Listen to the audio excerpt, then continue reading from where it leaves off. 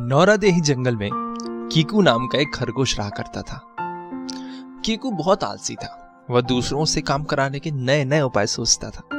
एक बार उसे एक योजना सूझी। उसने ये बात अपने दोस्त चीनू चूहे को बताई। अगर मैं सभी जानवरों से बोल दूं कि मुझे राजा ने अपना मंत्री घोषित किया है तो कैसा रहेगा? चीनू ने बोला, नहीं भाई, ऐसा झूठ नहीं बोलो, तुम अपने सभी काम स्वयं किया करो। कीकू खरगोश ने उसकी बात को अनसुनी कर दिया। कीकू ने सभी जानवरों को इकट्ठा करा और कहा, प्रिय साथियों, माननीय राजा शेर सिंह ने आज सुबह मुझे अपना मंत्री नियुक्त किया है। तुम सभी को मेरे आदेश का पालन करना होगा। सभी जानवरों ने उसकी बात मान ली।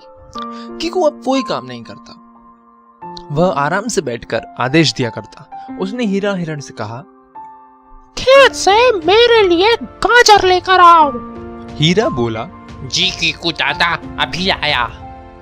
एक दिन कीकू ने बंटी बंदर से कहा, मेरे घर की छत टूट गई है, उसे ठीक करो। बंटी ने कहा, जैसी आपकी आज्ञा मंत्री जी।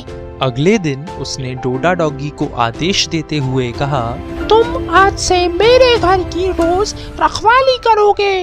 इस पर डोडा ने कहा, जो आज्ञा मंत्री जी। एक दिन जब हीरा हिरण कीकू के लिए गाजर लेने जा रहा था, तब उसे जंगल का राजा शेर मिल गया। राजा बोला, तुम खेत की तरफ क्यों जा रहे हो? हीरा बोला, महाराज, मैं आपके मंत्री कीकू खरगोश के लिए गाजर लेने जा रहा हूँ। राजा ने पूछा, मेरा मंत्री? मैंने तो कभी कीकू को मंत्री नहीं बनाया।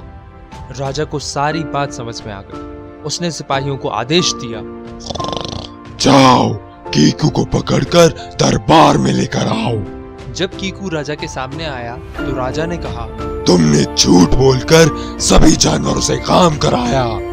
मैं तुम्हें 7 दिन के अंदर जंगल से निकल जाने का आदेश देता हूँ।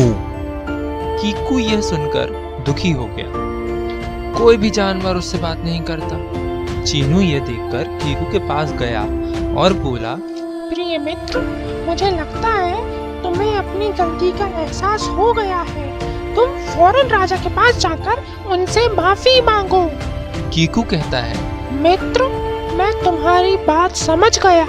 मैं अभी राजा के पास जाकर अपने किए पर क्षमा मांगता हूँ। कीकू राजा शेर सिंह के पास गया और बोला, राजा जी, मैं ये समझ चुका हूँ कि मैंने झूठ बोलकर अपने साथियों का गलत फायदा उठाया है। कृपया मुझे माफ कर दीजिए। आज से मैं कभी भी झूठ नहीं बोलूंगा और अपने काम स्वयं करूंगा। शेर सिंह बोले, कीकू, मुझे खुशी है कि तुम्हें ये बात समझ में आ गई कि झूठ बोलने से कभी भी किसी का भला नहीं होता। जाओ, मैं तुम्हें माफ करता हूँ। कीकू ने सिर झुकाकर राजा को प्रणाम करा। उसे अपनी गलती का एहसास हो चुका था। सभी जानवर वापस कीकू के दोस्त बन गए और नौरादेही जंगल में फिर से खुशियां लौट आईं।